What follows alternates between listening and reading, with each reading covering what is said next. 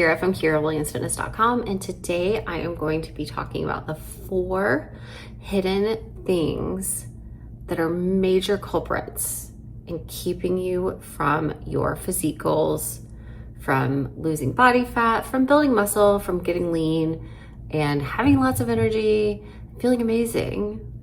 So I just want to give you a heads up. If you're watching this, then bear with me because I am going to be looking over at my computer. I have a lot of notes and I want to make sure that I hit everything. I'm going to be really thorough with this. And before I dive into the 4 hidden things that keep you from losing body fat and having a lean physique, I also want to let you know that I have something big in the works. We are going to be getting at the root cause of these issues. So if you are here and you're listening or watching this and you're like, oh, this is definitely me, then stay tuned, because I have something really, really fantastic coming. As a nutritional therapy practitioner, I got this education so I could help my clients who are having struggles losing fat. I think it's great that we pull the levers of counting calories, tracking macros, getting into the gym and doing strength training and cardio and getting our steps in and getting good sleep and making sure that we're hydrating. If you're pulling all of those levers and you are still not losing body fat and you're still not getting closer to your goals, then this protocol that I'm going to be coming out with later on this year is 100% for you. We're going to do some testing. We're going to go through symptoms. We are going to go through all of your habits, all of the foods you eat, all of the supplements you take, and we are going to come up with a protocol that's going to help you get to where you want to be. So with that said, let's dive into the 4 hidden causes that keep you from losing body fat. So the first thing is blood sugar instability. I actually just had a pumpkin spice latte before I recorded this about an hour and a half ago, and I'm wearing a blood sugar monitor. I was sitting around like 80, and I ended up at 155. You want to stay between like 70 and like 120, 155. My blood sugar spiked, and guess what? It tanked. I came home and I had a little piece of sourdough toast, a couple eggs cooked in butter, added some dill, salt and pepper. It was delicious. That kind of helped balance me out. It was an almond milk pumpkin spice latte, but those syrups, man. So anyway, point is, we don't want up and down and up and down, because what happens when we go up, insulin comes in and it takes the blood, the sugar in the blood, and it stores it.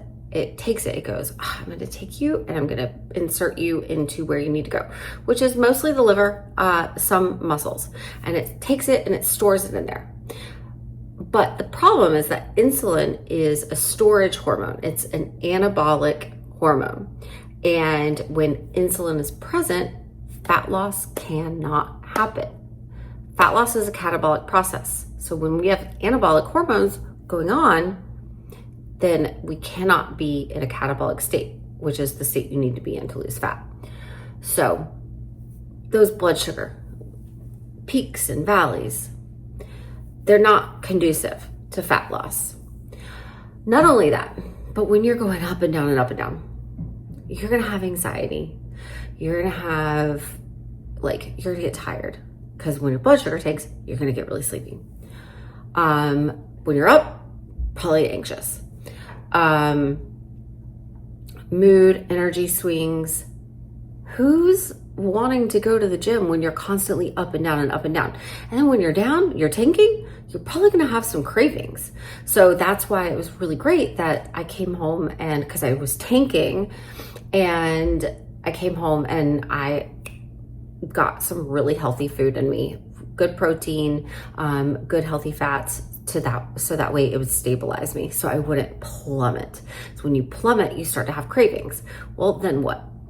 Now you're probably going to be craving sugar. So now you're going to be giving yourself even more calories, more sugar, and you're taking yourself on that roller coaster, and it's never ending. So blood sugar instability is a huge culprit for being unable to lose body fat. When you stabilize your blood sugar through healthy eating, activity, good sleep, working through stress, and you're just staying kind of stable, it's going to be so much easier to lose fat. The next thing is, excuse me, that's very coincidental. Digestive dysfunction. Not that burps are not dysfunctional. That is part of a very normal digestive process, but that is my digestion doing its job. So producing the gas that happens when you eat food, it's totally normal, but we don't want too much of it.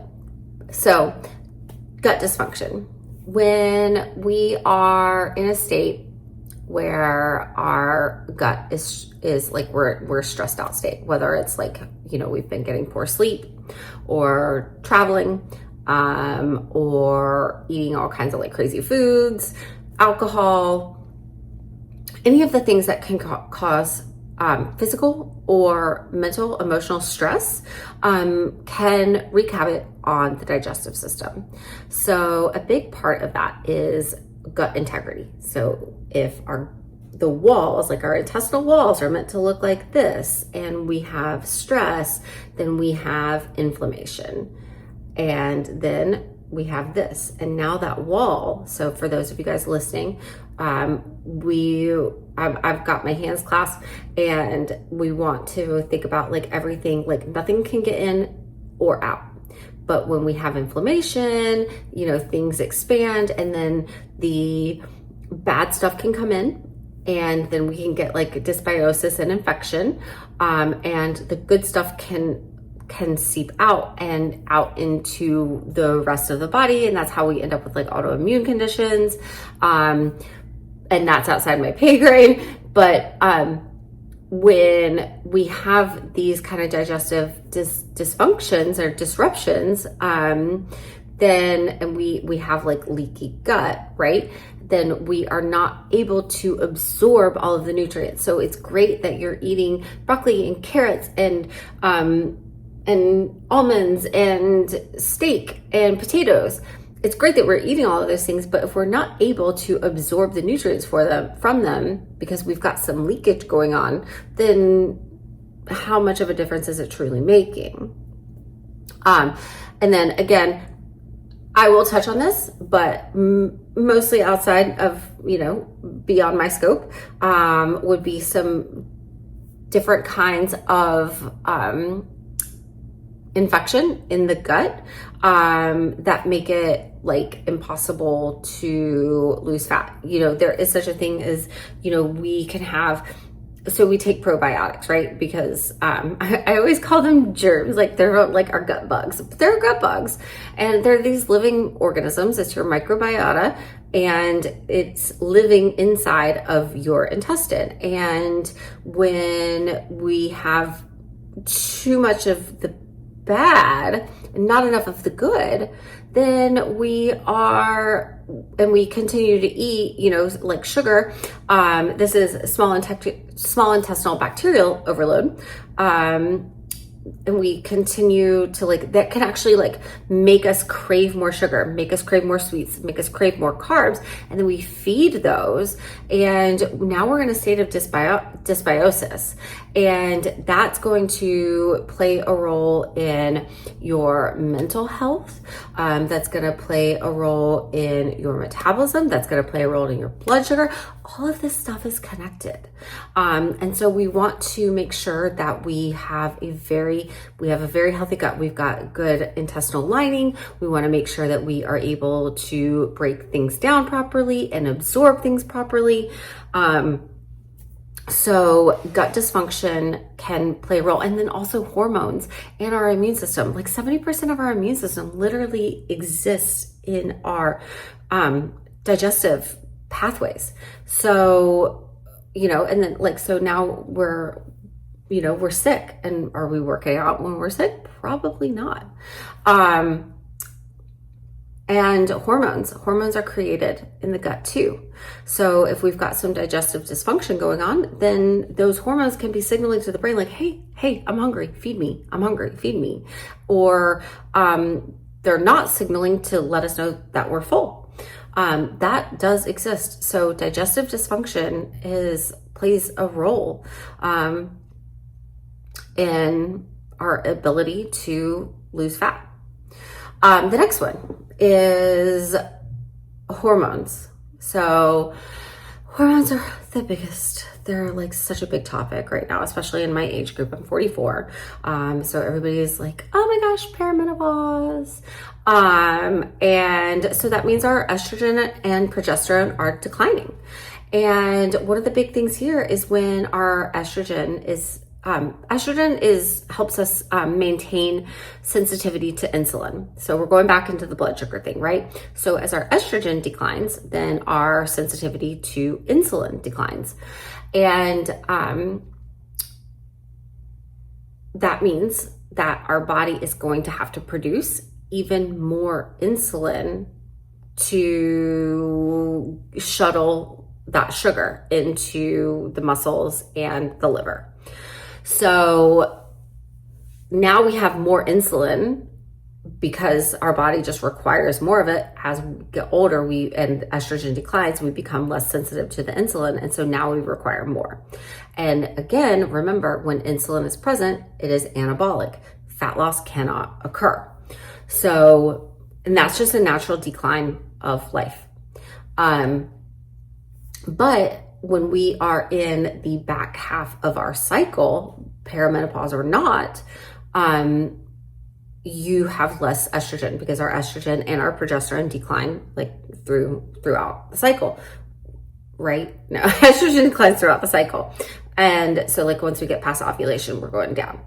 And so again, we are going to be less sensitive to that insulin. So you could, we take that into consideration.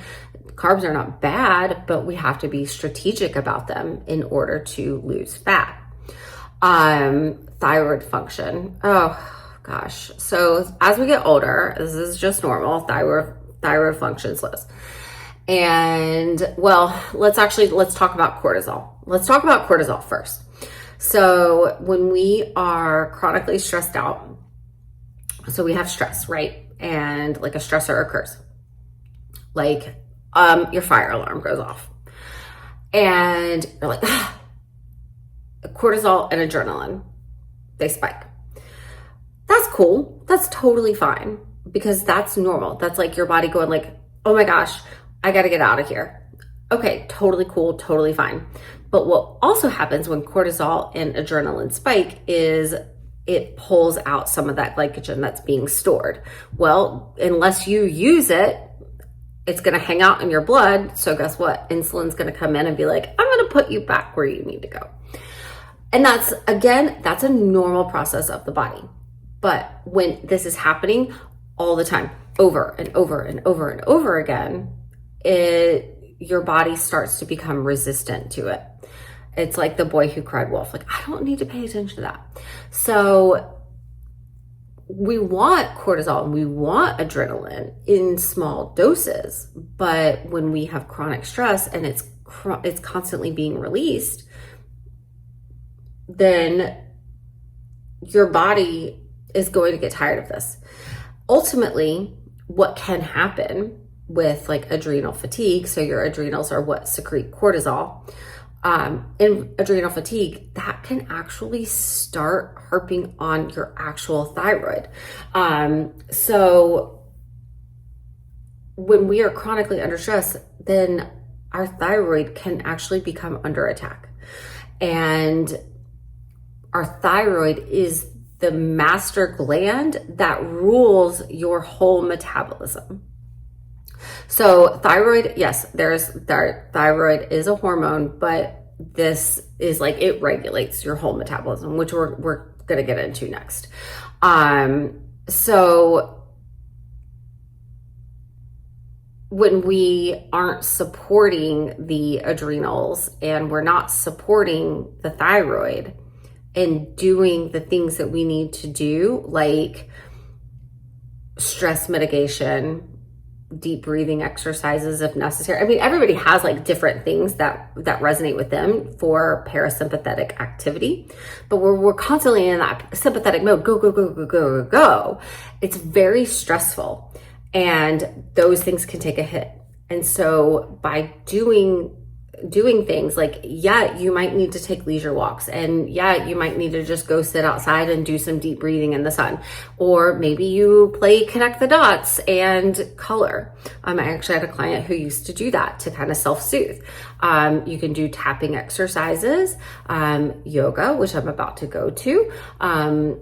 Different things speak to different people, but the more we do those parasympathetic activities and stimulate the parasympathetic nervous system, the less chronic stress our body will have, and the better our body will be at coping with the stress when it does exist, because we can't just not be stressed.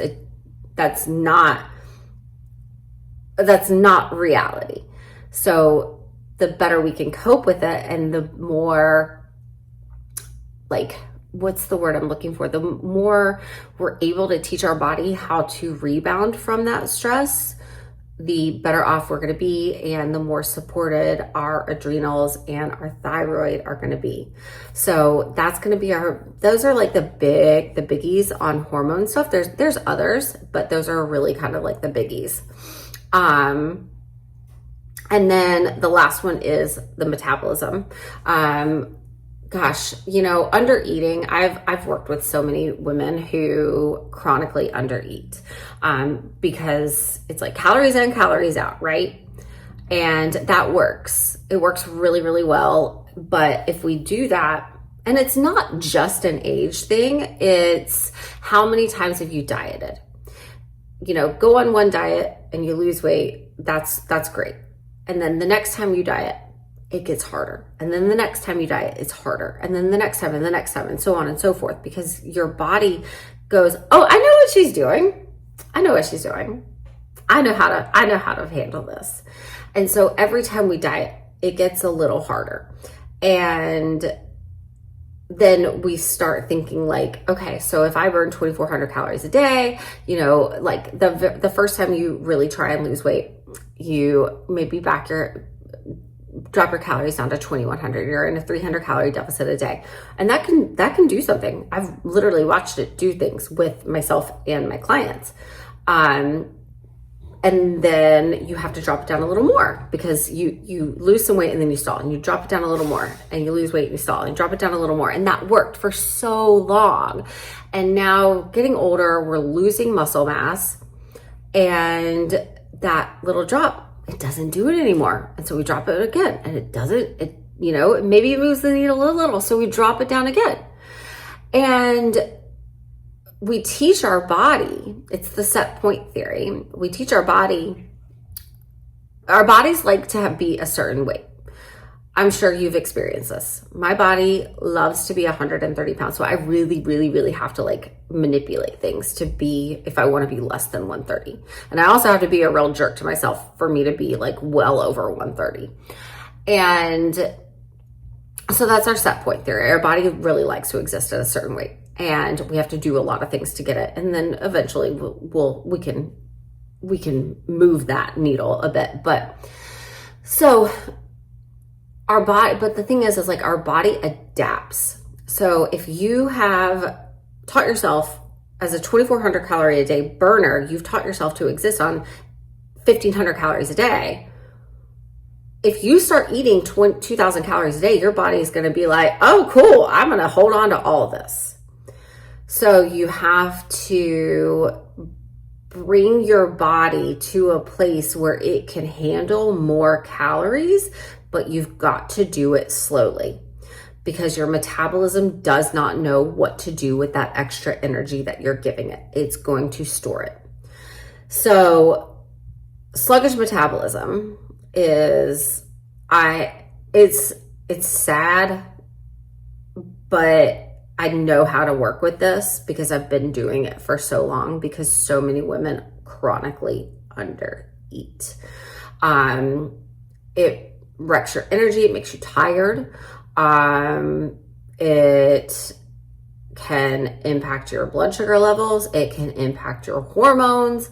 It impacts everything. I mean, like hair loss, your skin looks terrible. Your sleep is horrible.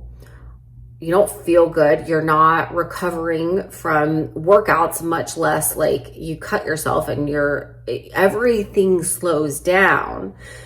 You don't heal the same way. You get sick more often. Everything slows down. And guess what you're not going to do? You're not going to lose weight.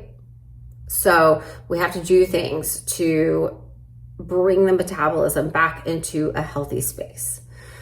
So those are the big 4 things. I could go on and on and on, but this was kind of like a little brief overview.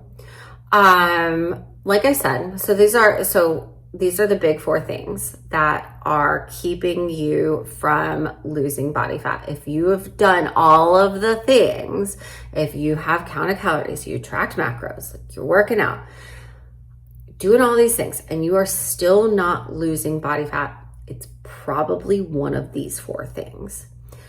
And if you want to know which one is you, or if one of these resonates with you, then put your hand up. Let's work together. If you want to figure out which one it is, then let's figure that out together. But you gotta wait. It's coming soon. So if this is being recorded on October 8th, 2025, if you are listening to this in February 2026, it's already out. Check out my website, KiraWilliamsFitness.com. But if you're listening to this in October of 2025, stay tuned. I've got something really great coming for you. But if you can't wait, shoot me an email, Kira@KiraWilliamsFitness.com, and let's chat and let's figure this out together. Because I promise you there is a solution, and I promise you we will find it together.